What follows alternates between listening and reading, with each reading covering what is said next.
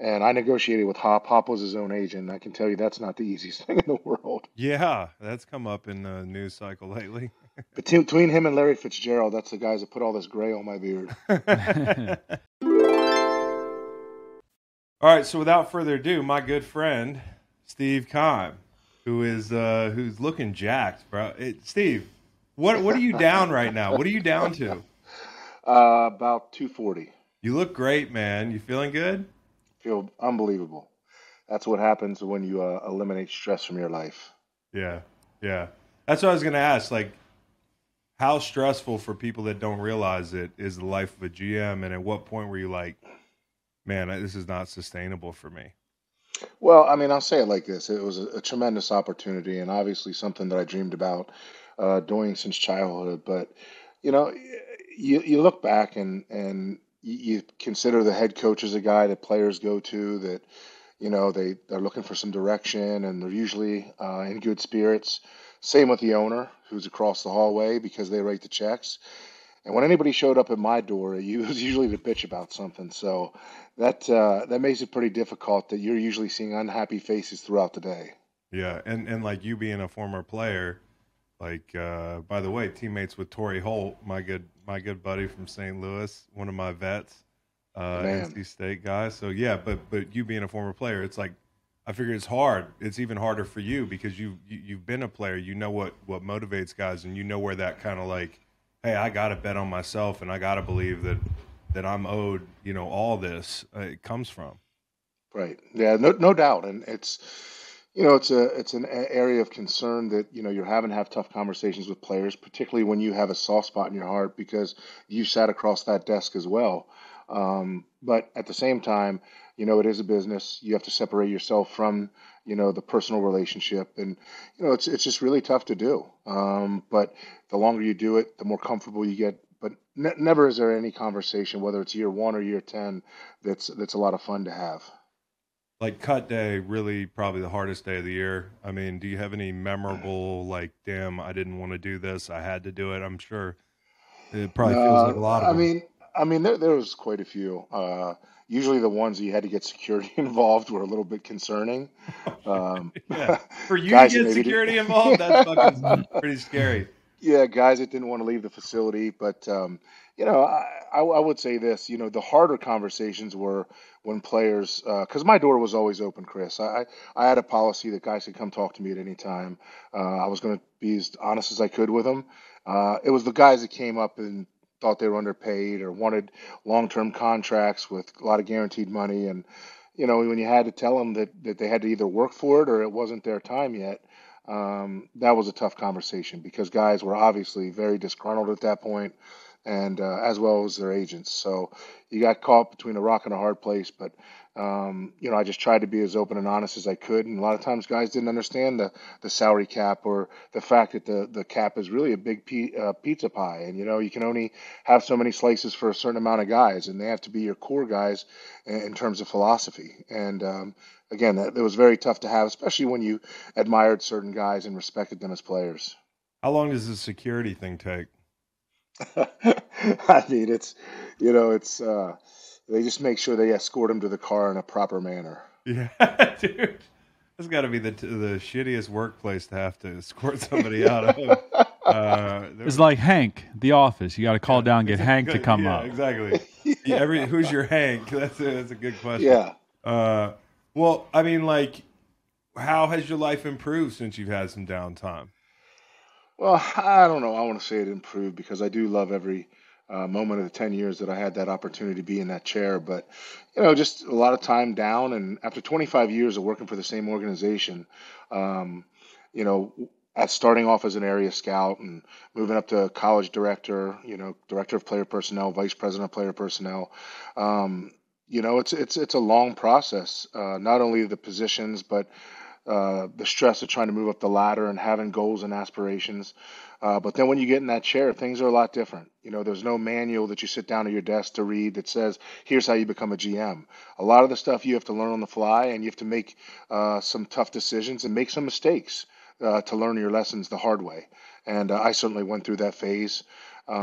Because I remember going up to my desk after I was introduced as the GM in our press conference, and I remember sitting down at my desk and putting my hands on my head, and thinking, what the fuck do I do now? And Mm-hmm. I truly felt that way. I didn't know what I was supposed to do because I was in the moment. There was a lot of pressure, and had to flip a against 4-11 team around, and quickly, got my nerves together and had to hire a head coach and find a quarterback, which were two difficult tasks at hand, and was lucky enough to hire Bruce Arians, who was known as a journeyman assistant coach throughout the years, and feel like I hit gold on that one and Uh-huh. traded a seventh round pick for Carson Palmer. Yeah. Those are some really good teams, man. And Bruce, they had the swagger that Bruce brought to the table. What's it been like watching him kind of have his success as a head coach It's after been fun. Arizona? Yeah, it's been fun, man. He and I were extremely close, almost like brothers. Yeah. I don't know if you know, we grew up about 20 miles apart in Pennsylvania from each other. So we're from the same county, York County. And it's funny, he always gives me shit. He said, "You ain't from Harrisburg, man. You're your county dude." Like, he'd Mm-hmm. always give me shit about Mm-hmm. that. Bruce is that kind of guy in general, and fun guy to be around. As tough as things got, we always made it fun together and pushed each other. Really fun times for me is just working alongside a guy like Bruce. Dude, when I look at the players you drafted, there's some really great names here. I mean, one of my favorite players to watch, Honey Badger. You snagged him. What was the pre-draft process and the lead up when it came to Honey Badger, and what differentiated him to you because he Yeah. lasted till like the third round. Yeah, man, it was interesting. I remember I was getting ready to watch film of him, and in my head, being my first draft as the GM, I thought to myself, you know what, this guy's going to be off my board. There's no way I can take a chance in my first draft as a GM to take a guy that's got that many off-field issues. And sure enough, I put in the tape and happened. Exactly what I didn't want to happen. I fell in love with a player. I never evaluated a player at that point in time that the ball just seemed like it jumped in his hands. It was just his instincts, his anticipation were completely off the charts. For a guy who was small, wasn't the fastest. He's probably a mid 4.5 guy, but his ability to track and adjust, his ability to anticipate, his knowledge of the game was just exceptional. And I ended up liking the tape so much, I flew him in to meet with us in Phoenix, and I took him out to a steakhouse that night. And my oldest son was with me, who at that time was about 8 years old. And I'll never forget, halfway through the kid talking, my son was pulling on my shirt, telling me, "Dad, this guy's really cool." Because at the end of the day, man, he for a guy that got in some trouble, and a lot of that was to me the cultural background and the area of the country that he grew up in, New Yeah. Orleans.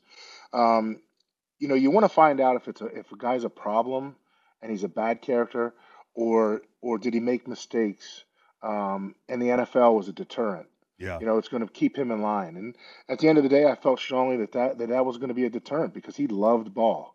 Yeah. And if guys love it enough, through your days of playing and being around it, that generally that can keep guys on the straight and narrow. Yeah, it's interesting. You say off the field issues, and a lot of times, like when you dig, it's like, yeah, these are blown out of proportion or whatever. But we've got one guy right now in the top 10, in Jalen Carter, who some people think is the best guy in the draft. Now he was out like racing, and there was a tragedy that transpired like in that whole process. But he wasn't Wasn't driving. wasn't driving. Um, now I've heard certain teams have taken him off their board. I also heard Drew Rosenhaus say, "Hey, we only have taken visits with and meetings with top 10 teams," and that leads me to believe that he thinks there's a backstop there. What do you make of Drew's comments, and what do you make of like people saying, "Hey, I'm out on Jalen Carter," and how do you make that calculus as a GM? I think, Chris, it's one of those areas where analytics don't really work in this situation. You got to use instincts. You have to use your sources, which I know Kirby Smart very very well, and a lot of the coaches on that staff that I have good relationships with, which I would generally base my evaluation in terms of character with the coaches at Georgia, the Hmm. guys who spent the most time with them. Probably date back to even high school and dig a little bit with people there. You don't want to find out at the college level, does he treat people the right way? As much as talking to janitors and secretaries to find out if these guys are, truly day in and day out the kind of guy you want in your building. So there's a lot of digging. At the same time, once you talk to the player, you generally have a good instinct. I've made some poor decisions in the past, obviously, that you grew from. In terms of Drew, I have a lot of respect for Drew. I've worked with him a number of years here and had a good relationship. Drew's pretty direct in the business, which I respect, and isn't a guy that tells a lot of lies and things of that nature. But, I probably would not have limited it to the top 10 because, as you know, you never can forecast where a guy's going to go or if some teams have them off their board, particularly picking in the top 10 after a guy maybe made a mistake or got in some trouble. Yeah. So I would have cast my net quite a bit larger and probably at least went throughout the first round to at least give every team an opportunity to get to know him because it could hurt him more than it could help him, as you know. Yeah. So I would just say that your instincts really above anything, and your time spent with the kid and your relationship with the coaches on that staff that you can trust them are the ones that pay huge dividends for you, whether it's a success or not. Yeah. Have you watched his tape a lot? I mean, like some people are making him out to be the next, big thing. And as I said earlier, the best player in the draft. Have you seen him play a lot? I have not. I've seen him play a little bit. Yeah. In terms of just the type of player he is, I saw some similarities, maybe like a Calais Campbell, Hmm. not quite as tall, a Hmm. guy that can play that three, the five, can do some different things, get really good at getting on the edge and using his quickness to win. I would just say this, as far as his character goes, you just got to make sure he loves the game. And if you can make sure he loves it and he's that kind of talent, I would take an opportunity to take that pick. Now, in Arizona, I drafted Robert Kimdichie with the 26th pick Yep. overall, who Ole Miss. we thought was a top 10 talent. And there were some concerns and questions about him coming out. And at the end of the day, really, the guy just, in my opinion, didn't love football enough. I didn't. Uh, He didn't succeed or play at a high level because he was in love with the process of going through the draft, being a top pick, getting money. But when it was time to grind, that wasn't his focus. So we talked about, some agents. You just mentioned we were talking about Rosenhaus and how you like working with him. Who are some GMs that, like, when they pick up the phone and call you, you're like, I don't know if I should do a deal with this guy. He's pretty damn slick. Like, I have a lot of respect for this guy, and maybe there's something up his sleeve, or it can't be a good deal because he's calling me. Well, I'll tell you a story. I was looking for a pass rusher years ago, and I'll never forget. I called Bill Belichick, and sometimes you just have to call out of the blue and just give it a shot. Hmm. And Bill handled a lot of the operations there, so I called Bill, and I remember saying, "Bill, I'm just taking a flyer here. Any chance you'd be consider moving Chandler Jones?" And he was, I don't fucking know. I don't know what, like how he does. And I'm thinking to myself, then he's like, maybe, like, what are you thinking? And I'm thinking, holy shit, this guy's way smarter than me. He knows more about football than I'll ever know. What does he know that I don't know? Now I'm starting to rethink this trade. Uh-huh. So we pull the trigger. I give a second round pick for him, which since that time, Chandler Jones was the number one sack man in the NFL from the time I Unbelievable traded player. for him till now. And all I could think about until he got on the field for us is what didn't I know Uh-huh. and how did I screw this up? Yeah. Because his obviously Bill's track record Yeah. would lend to tell you that he's done a pretty damn good job. You're the reason I have a ring, or at least my first ring, because if Chandler didn't get traded, they weren't going to go with the the let's roll three role playing edge guys out there. I mean, like, if Chandler was still up there, I wouldn't have gone up there. So I appreciate you snagging Chan from up in New England. And as you Yeah, said, the guy was unbelievable for y'all, and he he's was. just such an unorthodox rusher. I know he was probably hard to evaluate coming out. I don't know if you remember evaluating him at all, Yeah, yeah, I but I, do. I didn't know what to make of him. which I liked him at Syracuse. That was the question. Is he a 4-3 end? Is he a 3-4 Yeah. backer? We played him as a 3-4 backer, which, as you don't have to do a lot of dropping. And when we did drop him, I always thought to myself, why in the hell is this guy not rushing the passer? Mm-hmm. So, Yeah. but he's exactly what you said. He was so unorthodox. He was really gangly, and he had this move where he caught his, I don't know if you remember that move. I think he called it the Buffalo, where like he almost, um, would take 4 steps and he could sort of propel himself and club and jump around a tackle Yeah. without losing any leverage or angle on the quarterback, which was just phenomenal. Yeah. And it made me really think when I went and saw his brother in the UFC one time fight. He was really like Chandler. He's just so gangly, but you can't get him off his feet. Yeah. Yeah. Great balance. Really like hyper mobile. Yeah, That kind of jump chop club. I think we're talking about the same thing. Uh, it's hard to imitate that. I mean, you can show guys right. that on tape, but he's kind of one of a kind physically. Yeah, Um, you also over the last couple of years that you were in Arizona, I thought it was interesting. Y'all drafted guys with like unique body types.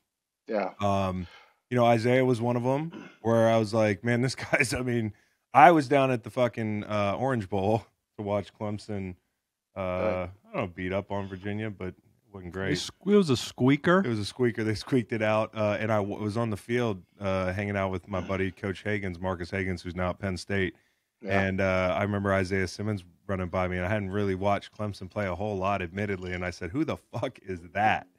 And it was just one of those things. And then you guys bringing him in, and Zaven Collins, who's a really big guy. I mean, can really run, but he's not shaped like today's linebackers. What right. what do you believe led you were those decisions kind of made out of a philosophy that you have, which is like there's no prototypical player at this position, or how do you think about, hey, that's the prototype, but there might be a London Fletcher out there? Yeah, I mean, I think that over time, excuse me, I felt like we valued guys who were hybrid players who could do multiple things.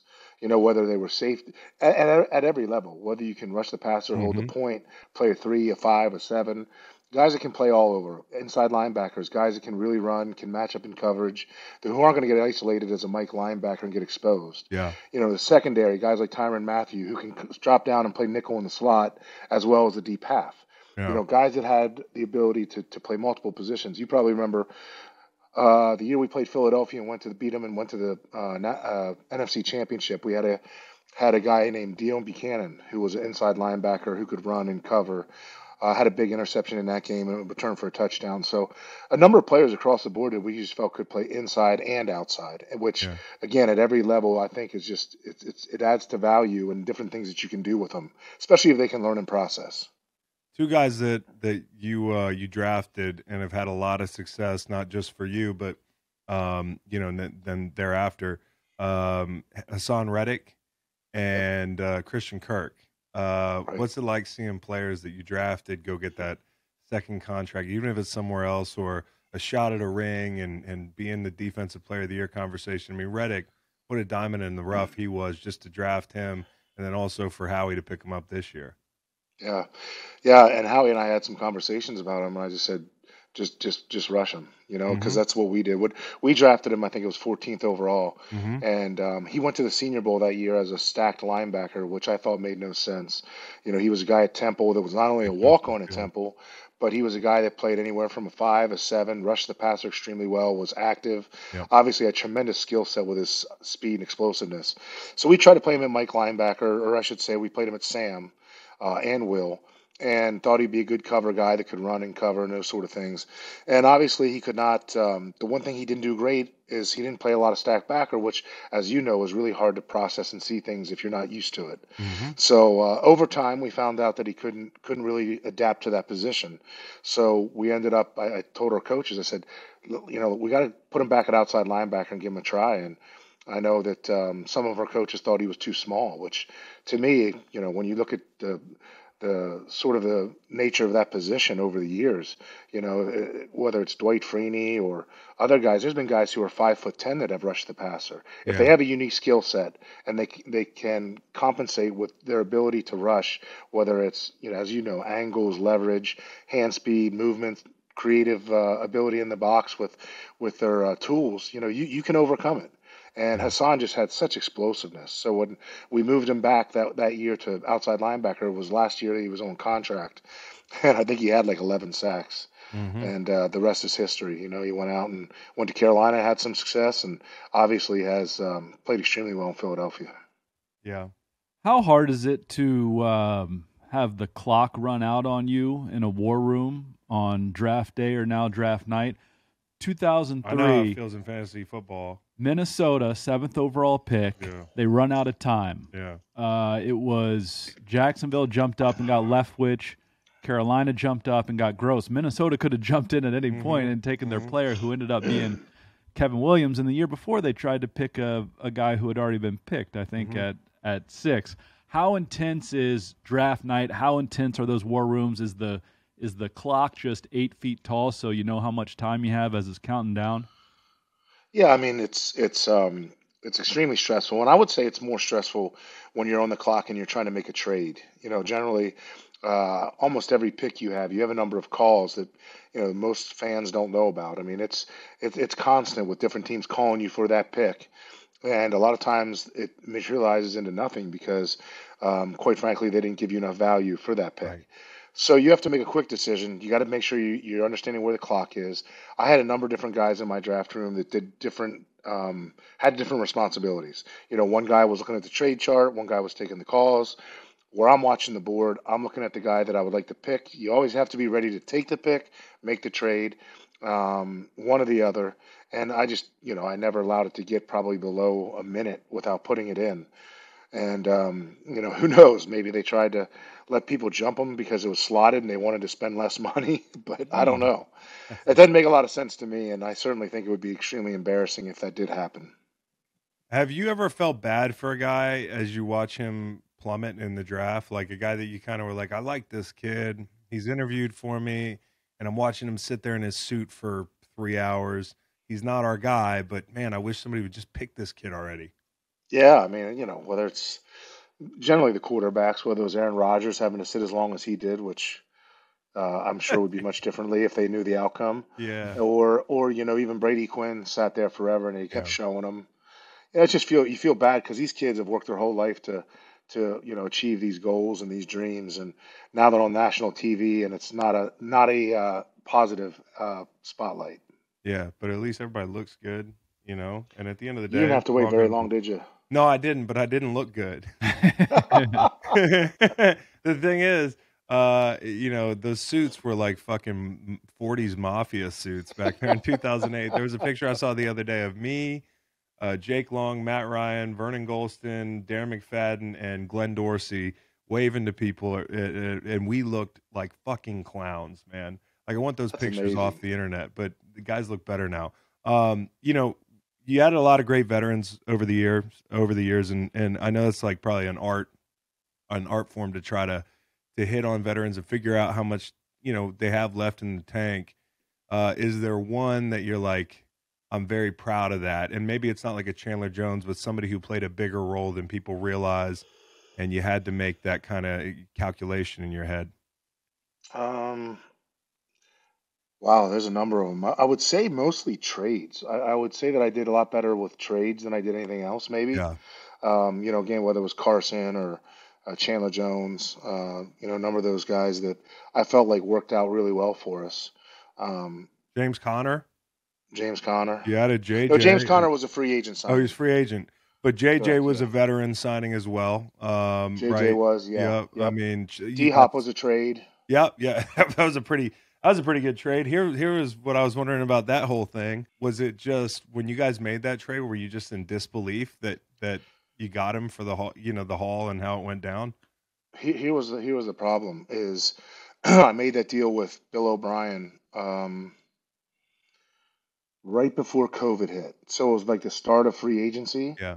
So we consummated that deal over the phone, and I'll never forget because of COVID, the NFL came out with a rule that you couldn't fly players in for visits. Mm.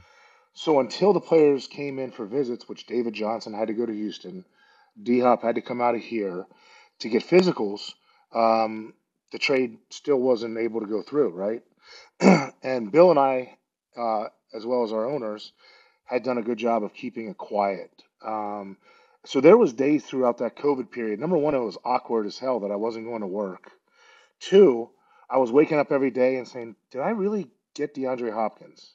Because Yeah. because until you see it on Sports Center, it's pretty hard to believe. Yeah, exactly. I would call Bill from time to time and I'd be Yeah. like, "Bill, we're good, right?" He'd be like, Uh, "No, man, I told you I'm a man of my word." I'm like, uh-huh. "Shit, this is taking forever. I hope the hell they get us, you know, Uh-huh. they get a an answer for this COVID deal." But luckily enough, we got it done finally, and wow, what a talent he is. He's amazing, and he just like one of the teams that was thrown out there, and I don't know if none of this is real. We're all just fans watching like reports of, hey, this team might be interested or whatever. But I would love to see him in New England if he is on the move. I just feel like Bill would covet a guy like that, the respect level Yeah, he has for him, and it'd just be fun to see him, kind of experience that spotlight. The market's a little bit different, and is there a destination that you would like for DeAndre Hopkins now that you're not like controlling that process? But where could you see that, and what would the haul be? Let's play GM. You can be a yeah. GM. You be the other GM. Well, here's the problem. The problem is his current contract, Yeah, and with I think it's 30 million in cap. I think it's 20 million in cash. yeah, So those pose some serious problems to teams, particularly teams that probably have a quarterback and has taken up a large number of the cap itself. yeah. So, teams are going to have to be number one, they're going to have to be creative. And I'm guessing the Cardinals are going to have to figure it out from the standpoint that a player of that magnitude, number one, I think he's 33 years old. Jeez. Two, the contract. And you think to yourself, he's been hurt the last couple years. Yeah, So they're probably going to have to come to um, they're going to have to come to understand that they're probably not going to get as much as they would if he was a younger player or his contract was considerably lower. yeah, Where you could get him for a second round pick, or you could maybe get a third round. It may end up being a second or third day draft pick yeah, to really get it done. yeah. And because that team is going to have to take it on and understand how they're going to be able to probably get a new deal done. Um, and I negotiated with Hop. Hop was his own agent. I can tell you that's not the easiest thing in the world. Yeah, that's come up in the news cycle lately. Between him and Larry Fitzgerald, that's the guys that put all this gray on my beard. Yeah, Larry's the nicest guy in the world, but I bet he can be a motherfucker if you got to Oh, negotiate with him. Larry loves football, but Larry loves cash too, and he is smart. He is so brilliant.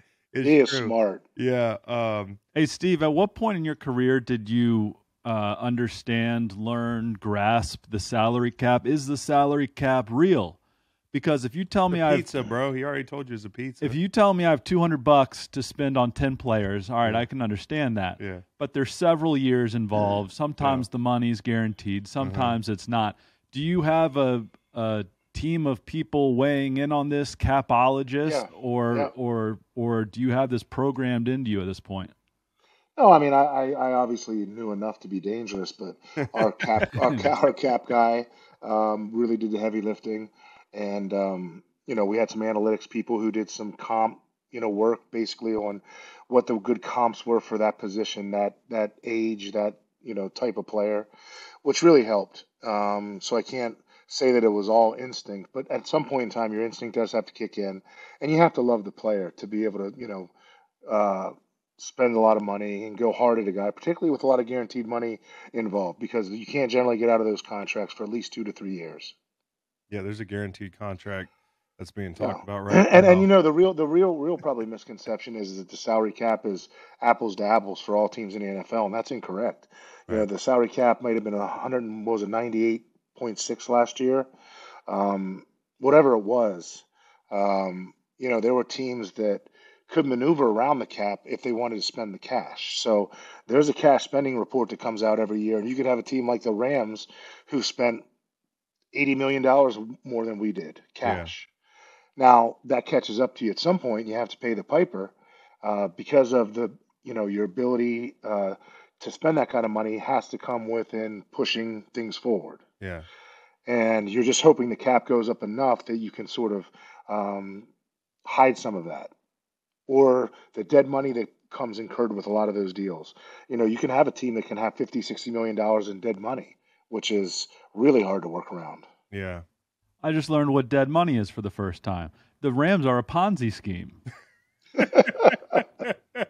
This makes The Rams sense have a now. Super Bowl, man. Yeah, That's it's true. worth it. I mean, when you and you also got to know when to hit the reset button too. That's right. You know, I feel like this year is a good time. I mean, Demoff came out with he wrote the fans a letter in 300 words, basically saying like, "Hey, this year is going to be rough," and but eventually you got to say, "Hey, listen, like we can recoup assets for Jalen Ramsey," although they didn't because of what you just talked about with D Hop, a little bit of what happened with Ramsey. I mean, his age, the salary.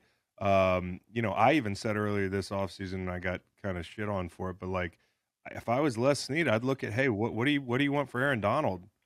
No doubt. I don't want Aaron Donald to sweat through a rebuild. I love the guy. If I'm Les Yeah. Snead, so there's just, it's that time for them.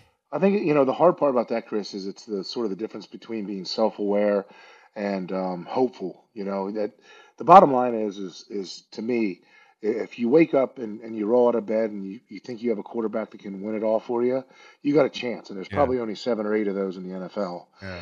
then obviously you have to have a strong makeup of the rest of your team. Now, I have a lot of respect. I think Kevin Demoff is an extremely smart guy. And the fact that he had to write something like that, if that's in case I didn't see it, what he wrote, the hard part about that is, even though he's being extremely honest, to me, the hard part is, you're telling a fan base that's, number one, already sort of picky in terms of, they have to be a winner for people in LA to want to go to the games. Yeah. 2, for a 4-person family to go spend tickets for four people for a game, or get season tickets, and then you talk about a couple hot dogs and a beer. You're talking about some serious money for the average Joe. Yeah. Yeah, and that's a lot to ask. And for players too. I mean, like, I played for bad teams, as you know, because you played against them twice a year. But like, for a long time, training camp was just that. It was like, how can we get our hopes up?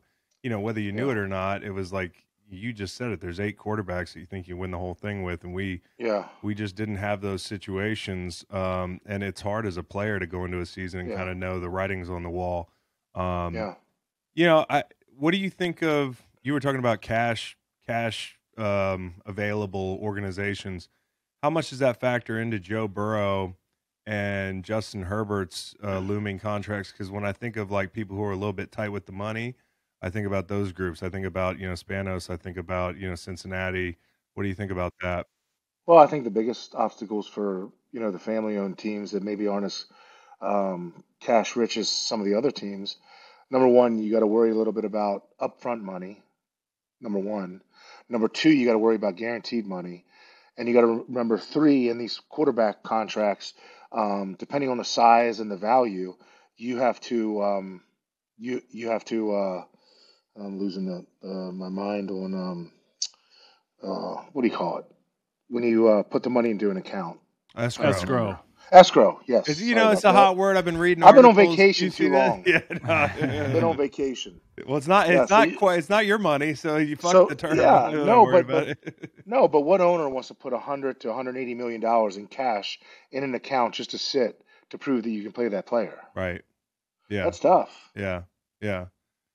Steve, go ahead. Most importantly here, did you have the authority to change the uniforms of the Arizona Cardinals?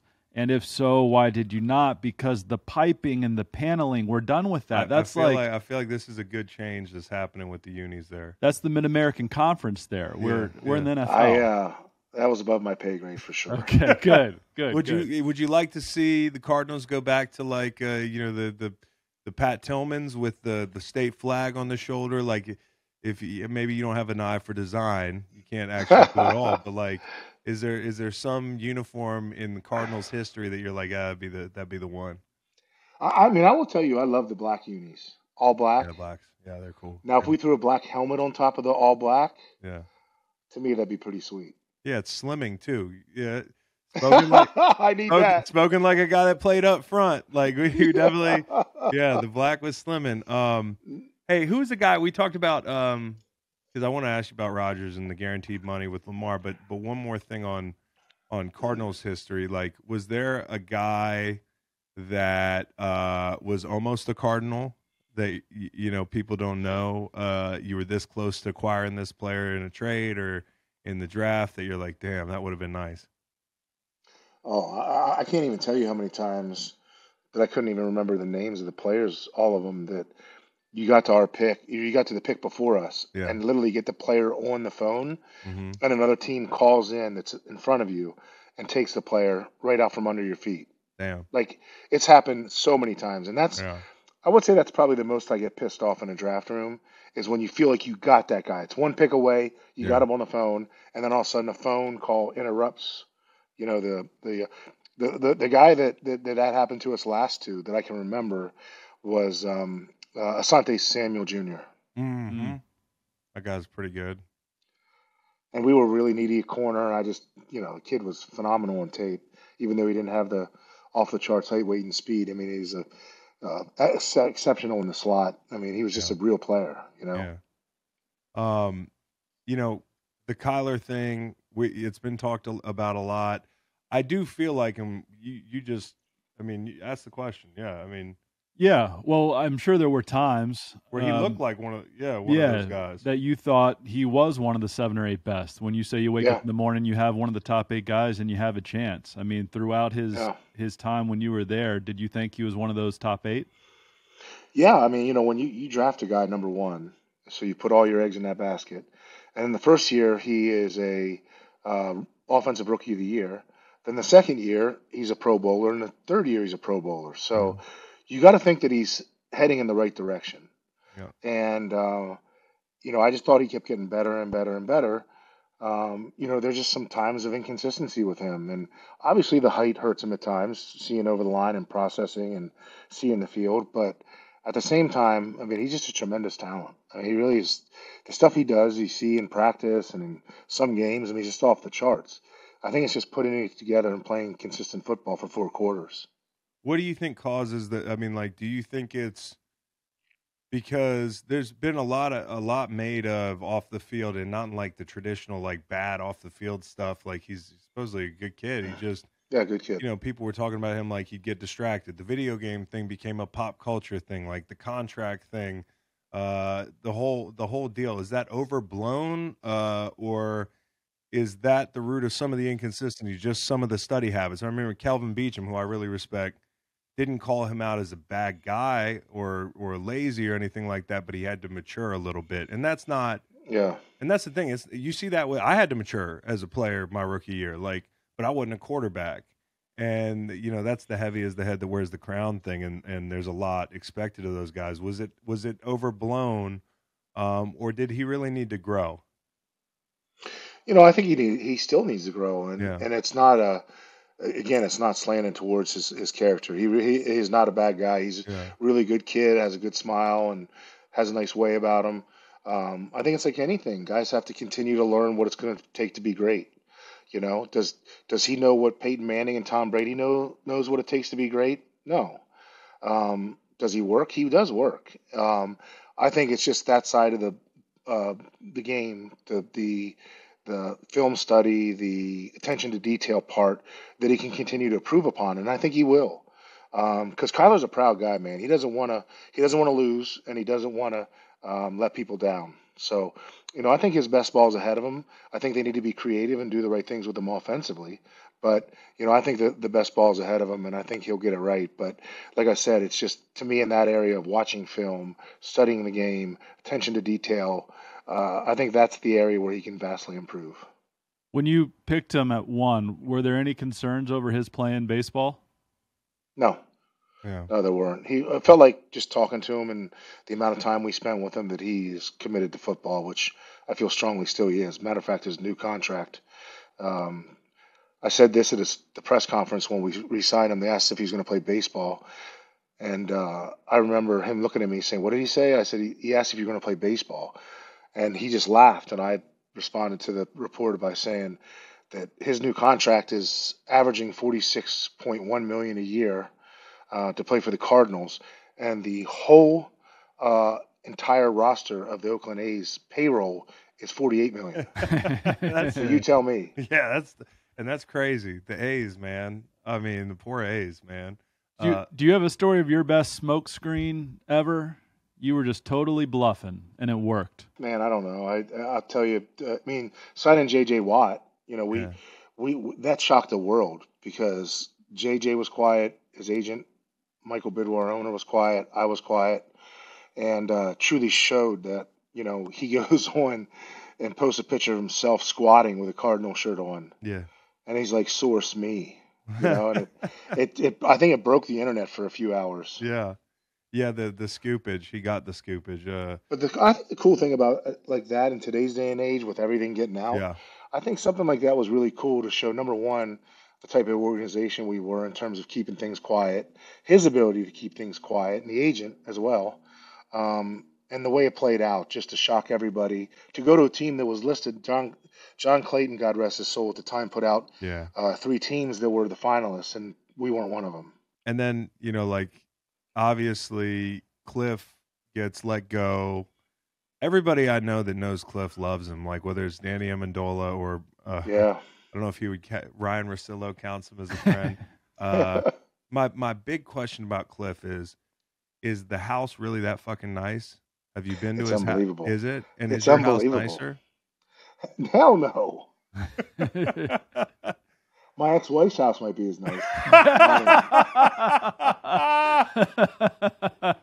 Oh, that's good. And then, of course, you can only imagine probably what, I've only been there a couple times, and Yeah. I do love the guy, man. He's an amazing person, great human being. Yeah. I can only imagine the stuff he's got walking around there on a daily basis. Yeah, I can only imagine as well. And then the trip to Thailand, were you surprised, or were you like, go Cliff, like like No, cheering him because on? I knew he was checking out and living his best life. Yes. I will tell you this though, I've worked with a number of head coaches. Yeah. There's nobody that worked harder than him. Yeah, that's what I hear. Like I'm telling you right now, there were mornings I got in there at 4:30. I never beat him to the office. Yeah. He needs to sleep. I'm like, does this dude sleep? No, you can see it. I mean, he's a great looking guy, but I'm like, Yeah. man, I can see it in your fucking eyes, Cliff. You need to go to sleep. You need to get like 6 hours. Just 6 hours a night would do it. You need some of that good product your dad wears. Yeah, well, I don't know what my dad's doing. Evidently sleeping a lot. And this deal with my dad all the time. Like, he's not a drinker, so you want to have a drink with my dad? No, he's gonna be drinking water or something. No, maybe a I glass saw him of vino. sip of wine one time. Yeah, sip of wine, dude. One time at my wedding, I got him to a shot, and he was not a big fan. So that's why he looks so damn good. But yeah, no, I everything I heard about Cliff is great, and I hope he lands back on his feet somewhere. It just like it's a tough deal. Being a young coach and everything, I feel like he was definitely in the in the crosshairs a lot because there is this, and I think that's one, like, you've had to hire coaches when it comes to the NFL and like the pipeline to get coaches of diverse backgrounds and guys, giving guys opportunities. What are the ways do you think that process could be improved upon? I think they've made some really good strides. The NFL has, Yeah. and I think that having different things where they put different meetings that they have, minority coaches get in front of owners prior to being a head coach. Yeah. Just getting a chance to know the guy individually, which they've done. I know they did it last year. I think that's a great opportunity for these guys. And there's some guys that just don't get talked about enough. Like obviously our defense struggled last year, but Vance Joseph's one of the best coaches I've been around. He's phenomenal. He's Yeah. great working with the guys. He was a head coach in Denver, which to me didn't have a great opportunity because he didn't have a quarterback at the time. Right. But he is a very, very good coach, and I think deserves another opportunity. Yeah, that'd be cool to see. Again, another guy. Everything I've heard about him has been great. Is the reason you look so fucking good right now that the Cardinals weight room was graded an F minus? Like, did you just need to get to another weight room to look like Mr. Olympia? That's what it was. Were those grading systems a little bit jacked up, or what? Can we confirm that the weight room in the cafeteria might need some updates? No, man, our stuff was functional. Okay, functional. That's good. You listen, when Rocky beat Drago, how did he train? You're right. It's hard to argue with that. And our strength coach is a complete lunatic. He's an A+. Yeah. Have you ever seen him? What's his name? Buddy Morris. Google him. Buddy Morris. He's No, but 64 years is he the old. guy that Cut off. ran the bench pressing at my draft? Would he have been there since '08? No, no, no, no, no. Oh, this guy looks like This a guy is biker. 64. Oh yeah, 60. He is a biker. 64, and all he does is ride his Harley and lift weights. He's definitely. I love this guy. He's jacked up, tats everywhere. Oh, He's right in your. He's right up your alley. this guy's awesome. Oh man, yeah. No, how could you grade that weight room down? I don't care if he's training with That's what I mean. Rocky gear. It doesn't matter. That guy's in there. All right. So the Aaron Rodgers thing, man. What do you think is holding this thing up? I know it's probably compensation. Yeah. Who do you think actually has the leverage? And then my question for my friend Joe Douglas is like, how does Joe ensure that he's just not there for a year? Get Aaron Rodgers. No, but I mean not Joe, but Aaron Rodgers is not there for a year. You know, like because That's the chance you got to take. He's the chance, right? To me, when you have an opportunity to upgrade your team to a position that is all of a sudden Super Bowl caliber, what's too much? Yeah. You know, to me, I'm about taking shots because if Yeah. you don't take the shots and you take the layups, it's the old what's that movie with Kevin Costner? He never laid it up. Oh, Tin Cup. Tin Cup. Give me another Great ball. movie. I Great thought you were saying shots, verticals, like our guy Gannon. No, I mean I just think that in that situation, obviously the Packers hold his rights, Yeah. so they hold all the cards. So they either have Aaron Rodgers retire, and I'm sure some of that money is probably they'd probably be able to get some of that money back if they wanted it, Yeah. because I'm sure there'd be some issues with the contract and not sticking with it. So if he retired, that's one thing. He's not going to play for Green Bay. It doesn't sound like. No. So the Packers are sitting there saying, this is a hot commodity. Why would we give him away? Yeah, and so you think it's just they have the leverage right now, and we're just going Yeah. to string this thing out a while. Yeah, I mean, and if they string it out and he doesn't play, so be it. But we're not going to take a second or third round pick for Aaron Rodgers. I mean, I'm sure they're going to want multiple picks at a high level, which I Yeah. don't blame them. Yeah. Yeah. I Yeah, and would, this is where it becomes a business, and it's not about making Aaron Rodgers happy. yeah. Well, I would take the shot in a heartbeat, and if I was the Packers, I'd also trade him because I Yeah, think it's just run its course. that's a question for Joe Douglas, who I love. Yeah. It's a great guy. Yeah. Whatever it takes, you go get him. Yeah. No question. You may And change the fortunes of that organization. Yeah, no, I mean, and those people will jump out of the gym for a little bit of success up there. With Lamar, what do you make of this situation? Do you think that bridge is burnt the way it looks to be burnt? I mean, is there any way out of this for the Ravens? And do you believe teams when they say they're out on him? Because I don't believe everything a team says publicly in March. Yeah, I think number one, there's 32 teams, and I don't think he fits every style. Yeah, Two, I think the amount of money that he's asking for and the guarantee that he's asking for is absurd, quite Yeah. frankly. I think that when you look at these players, the Deshaun Watson deal is not a comp. It's not. It's not realistic. yeah, A guaranteed deal for a player. The reason it's a guaranteed deal and the reason they went so high on the salary is because they had to pay him to say yes. right, He wasn't going to Cleveland. He went to Cleveland after they said yes to everything that he wanted. right. That's the hard part. Is some organizations are so desperate that they have to do that. Some organizations stay strong and they're like, we don't have to go there. And I'm sure Eric DeCosta is thinking to himself, you know what? I don't have to do that. I'm going to stay tight. I'm going to stay to what I've done. I feel in my heart that I've made him a strong offer. He either takes it or he's going to be sitting at home. Yeah. And why would you pass up that much money from an organization that you've had success with?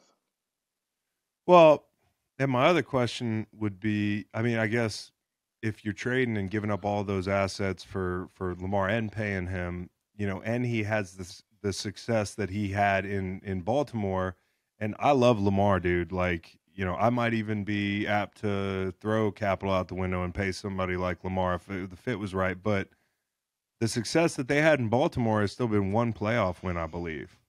Yeah. So you're giving all that up, even if you get the MVP version of Lamar, there's just no guarantee that you're going to win the whole thing, which there's no guarantees with No doubt. anybody, but that's a No lot doubt. to part ways with. I understand that side of it with Lamar for sure, and I kind of wonder what the reaction was last year when the Browns did that, because I feel like y'all realize what we realized as fans as this is all played out, is this is going to have a big effect on the way things are done here going forward, or at least some people are going to try to make it into, okay, well, Deshaun set the market, but as you're saying, I mean, that's such an anomaly.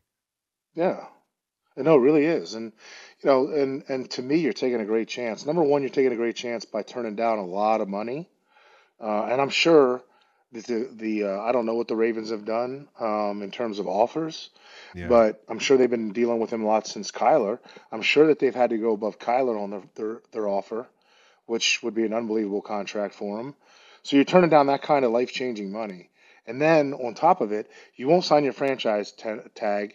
So by not signing a franchise tag, which if he signs it, once he signs it, as you know, it becomes guaranteed. Right. Well, he isn't guaranteed now. So if he goes out and throws tomorrow and tears his Achilles, he's screwed. Yeah. That's wild. I mean, I can't remember an offseason like that where you had this Aaron Rodgers situation with one elite quarterback, and we've never had somebody asking for so much guaranteed money Yeah. as Lamar is. How about the weirdest place that you've had to go to visit a player, and then like some of the this is for our Miller Lite draft segment here. What's like the place that you're like, damn, I gotta go to that JUCO or that kind, because there's a big Anywhere in range. Mississippi. Anywhere in Mississippi. That's a weird place. No, man, there were a couple places in Tennessee. Like there was a corner coming out years ago in Tusculum College, Tennessee. Tusculum, this baseball school. A couple Yeah, baseball players. and then I'll never forget we drafted. I think it was the 15th or 16th pick overall. I'll never forget going to Tennessee State's practice, Mhm. and the grass was about as high as my calf.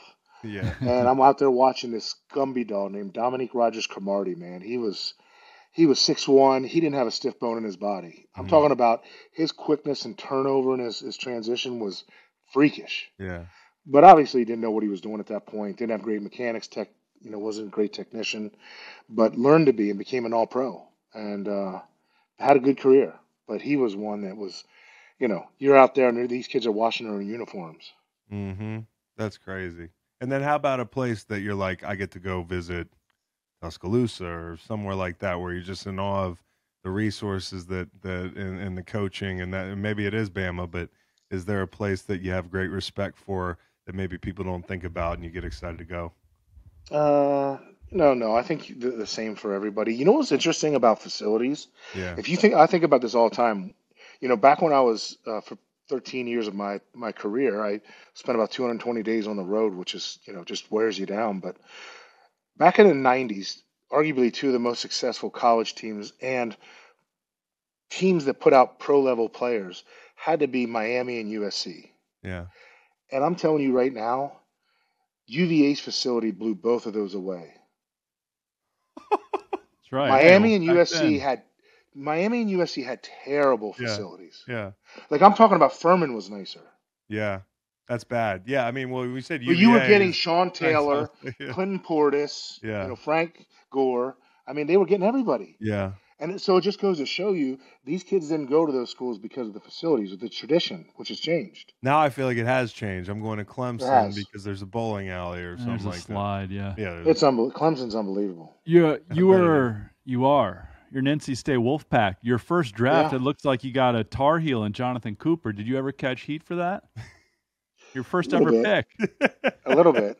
No, I think I got caught more heat from the fans when he didn't turn out to be a great yeah, player. I think it was more about the player than the school. But if I was a GM, I mean that No just shows, Hokies. that shows how damn committed to the process he was. That he was like, I'm going to ignore that he's a Tar Heel, Mm-hmm. and I'm going to take this That's guy. it. Coop's a Impressive. good dude, man. I played with him in well, let me remember, New England, and he was super cool, but it just didn't pan So out.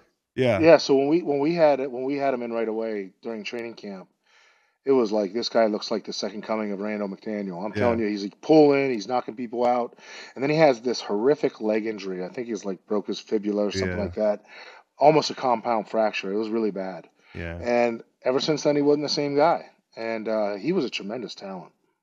Is there one thing with the draft coming up? You talk about guys that just completely bust or whatever the word is. I don't love the word. People are trying to change that word, but whatever. Is there one thing that you look for as like, hey, that's a potential? I know it's a bunch of different red flags, but that people don't think about outside of like love for football or behavior. Is it, hey, like people don't ankle flexion with defensive ends is one I talk about all the time on this show. Yep. Like it's a small thing, but it can make the difference between being an elite player and a pretty good player or not a contributing player at all. Like, what are the things that you looked for that you were like, these are red flags? Like, I can't draft a guy with this physical deficiency. Well, I mean, usually, and I say this with great respect for the position, usually there are very few corners that have been successful that can't run. Yeah. I'm talking about really run. Yeah. There's guys like Dre Bly that were the fastest guy in the world. See, I'm picking on the Tar Heel.